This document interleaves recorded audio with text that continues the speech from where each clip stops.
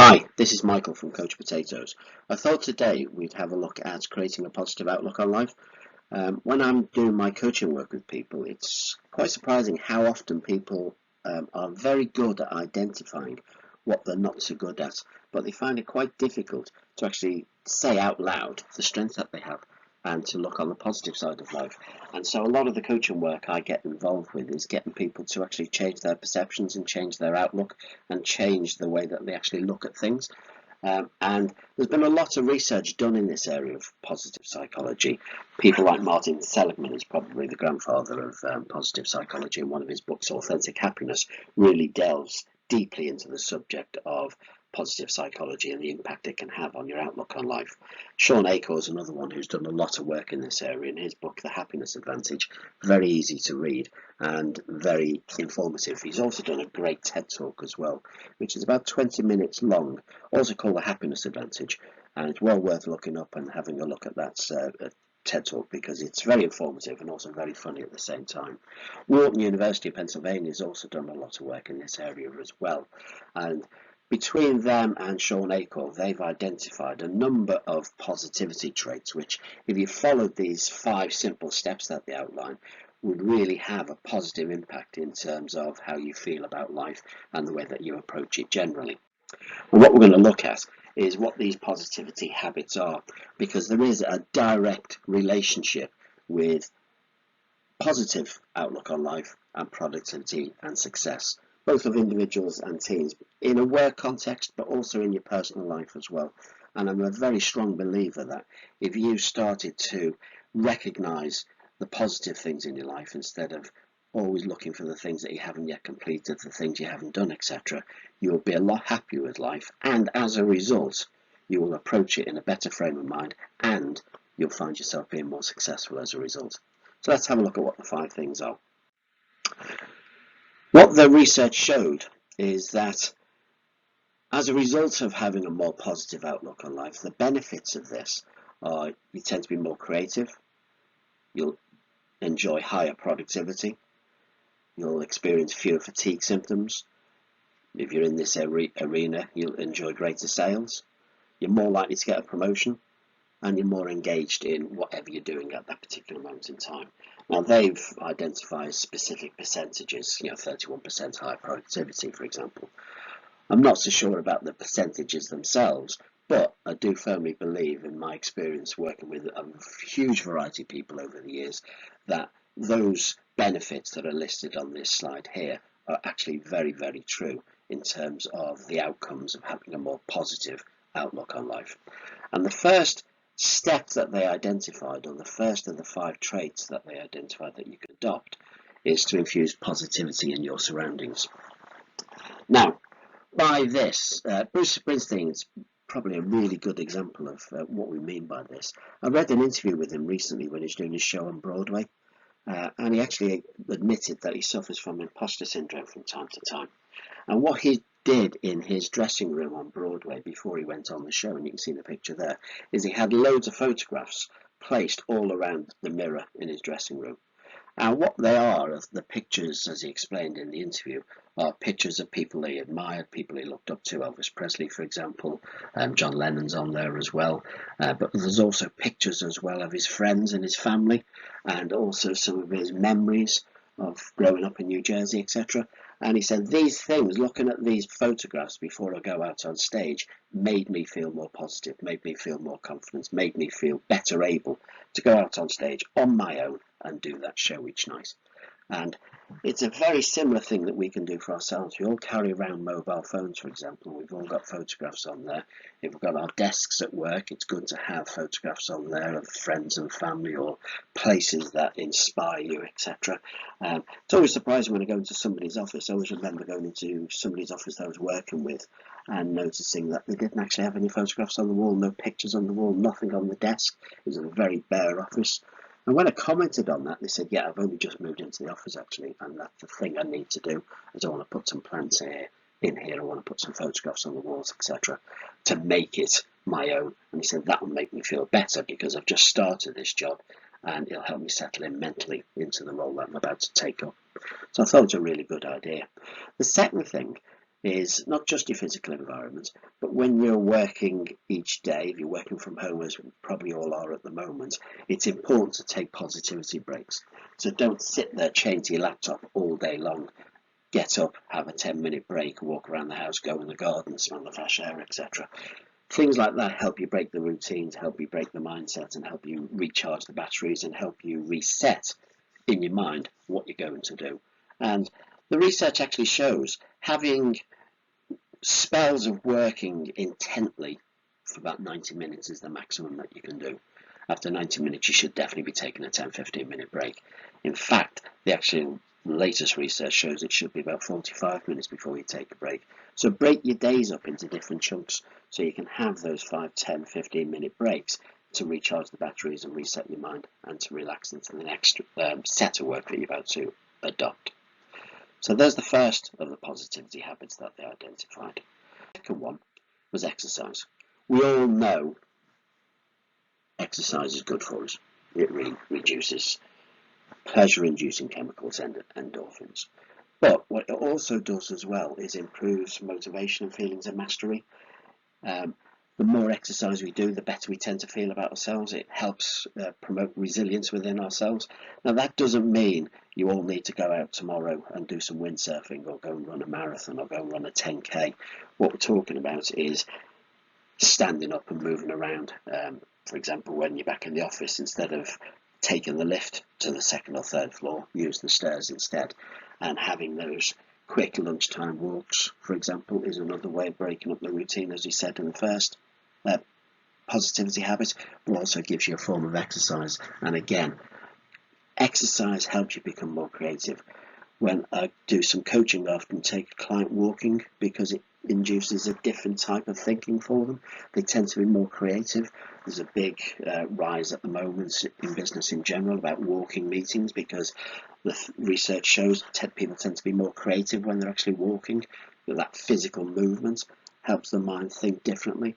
So exercise is really good for us. However small a piece of exercise it is, any exercise is really good for us. The third one that we looked was using a signature strength.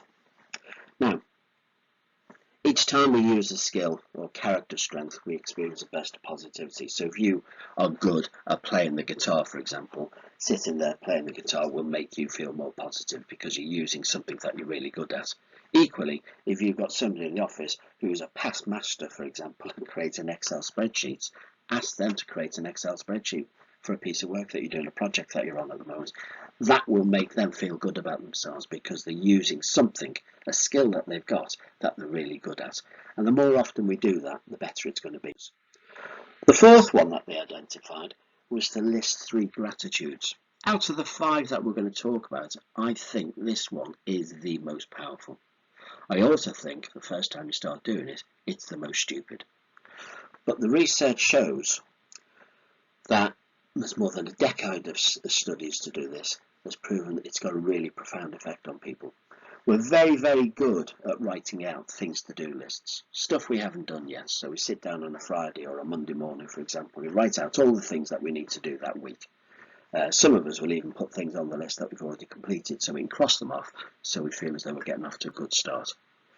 What the research suggests is what we should be doing is Wharton suggesting taking 5 minutes every single day to write down or to share 3 things that you're grateful for in life, or 3 things that you've done well, or 3 things that you're pleased with.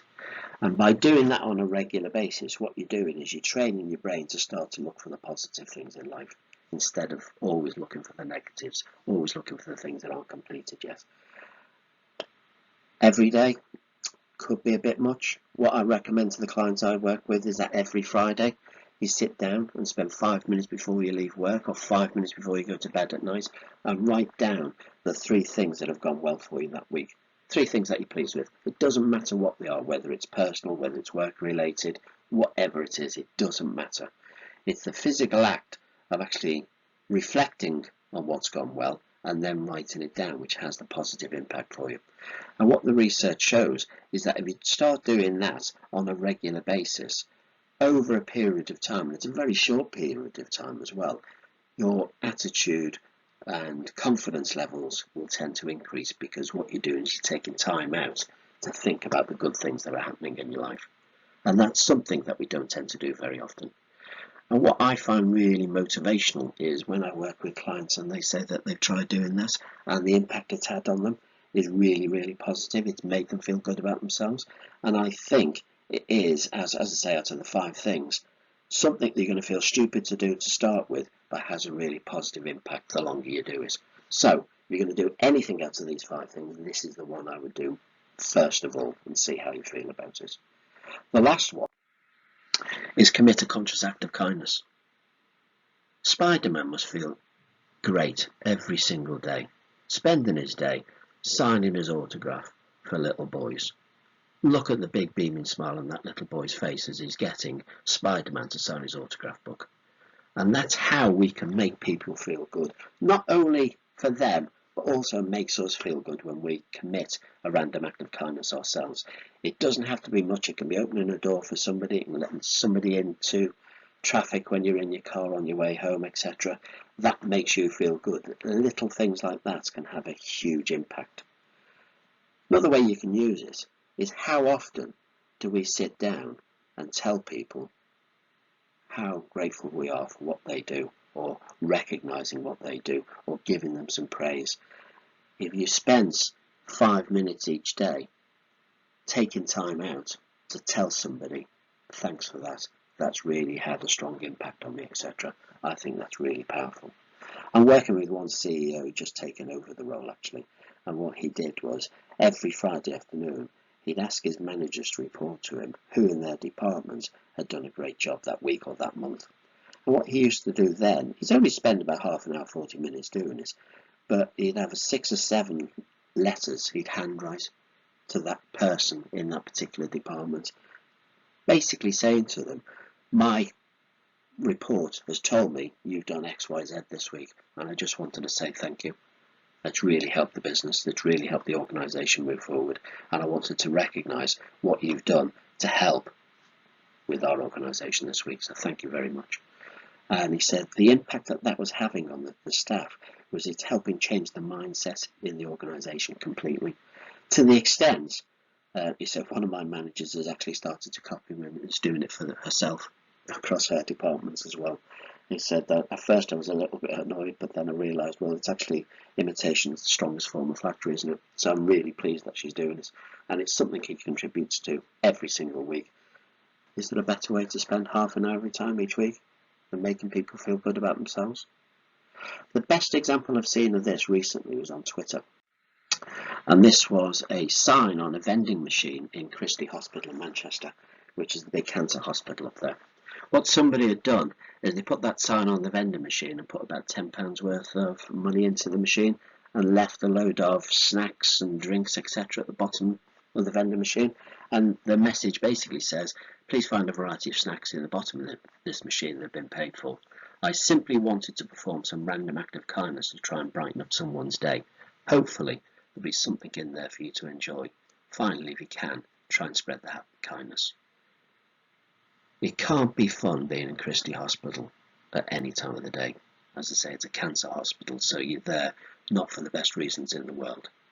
So to have somebody do that, I thought was a really, really nice touch. They have added a PS to the message as well. If you're the last one to take something out of the vending machine, please can you take the sign down so nobody else suffers any disappointment. I think that's a lovely example of a random act of kindness. It makes the individual that did it feel good, but the people on the receiving end maybe feel even better as a result. As I said, there are 3 different sources of research that I've used for this particular presentation. Martin Seligman's work, he's done a lot of work around authentic happiness, learned optimism, and so on and so forth. Well worth looking into because there's a lot of information in there. And Sean Acor brings a slightly lighter touch to it, but again, really informative stuff there. And Wharton University, if you go and look on their website, again, there's more information there. I hope you found this useful, but there's 5 things you can do. Infuse positivity into your surroundings, take some exercise, commit a random act of kindness, list 3 things that you're grateful for each week, and the 5th one is use a signature strength.